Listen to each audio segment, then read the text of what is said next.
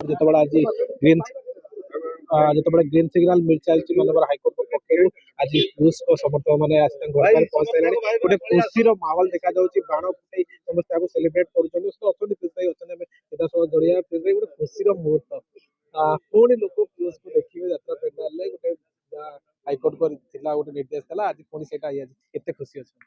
ନିହାତି ଏହା ଏକ ଖୁସିର ମୁହୂର୍ତ୍ତ। ଆଉ ଯୋଉ ଯାତ୍ରାକୁ ମୁଁ ମୋ ଜୀବନଠୁ ବେଶୀ ଭଲ ପାଏ, ଆଉ ମୁଁ ଯୋଉଠି ଅଛି ଯାହା ପାଇଁ ଅଛି ସେ ତା ହଉଛି ଯାତ୍ରା। ତେଣୁ ସେଇ ଯାତ୍ରା ପାଇଁ ମତେ ଯେତେବେଳେ ପରମିଶନ ମିଳିଛି, ଗୋଟେ ମନରେ ବି ଗୋଟେ ଦୁଃଖ ଥିଲା, ଏତେ ବଡ ଗୋଟେ ବିବାଦ ଭିତରେ ଆସିଲା, ତ ଏବେ କେମିତି ଆପଣଙ୍କୁ ଲାଗୁଛି? ଖରାପ ସମୟ ଥିଲା, କଷ୍ଟ ଦେଇଥିଲା, ଖରାପ ସମୟ କଟି ଯାଇଛି, ଖୁସିର ମୁହୂର୍ତ୍ତ ଆସିଛି। ଖୁସି ହବା, ତା ଭିତରେ କର୍ତ୍ତବ୍ୟ କରି ଚାଲିବା, ଯାତ୍ରା କରିବା। ଆଗକୁ ଖଣ୍ଡଗିରି ଯାତ୍ରା ରହିଛି, ତ ପିୟୁଷକୁ ଦେଖିବା ପାଇଁ ପୁଣି ସେଠି ଗୋଟେ ଲମ୍ବା ଧାଡି ଲାଗି, ସମୟ କହିବ।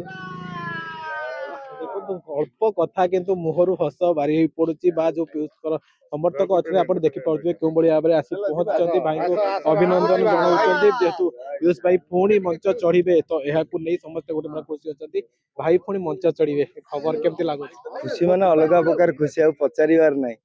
ବହୁତ ଏତେ ବାଦ ବିବାଦ ପରେ ପୁଣି ମଞ୍ଚ ଚଢିବେ।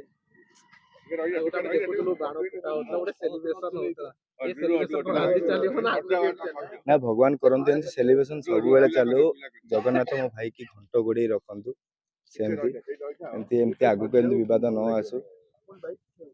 ଦେଖନ୍ତୁ ଯାହା ପ୍ରତିକ୍ରିୟା ରହୁଥିଲେ ଯୋଉ ପିୟୁଷଙ୍କ ସମର୍ଥକ ମାନେ ଅଛନ୍ତି, ବର୍ତ୍ତମାନ ତାଙ୍କ ଘରେ ଯଦି କହିବା ଗୋଟିଏ ପ୍ରକାର ଭିଡ ମଧ୍ୟ ଲାଗିଲାଣି, ସମସ୍ତେ ଆସିକି ପିୟୁଷ ଭାଇଙ୍କୁ ଭେଟୁଛନ୍ତି।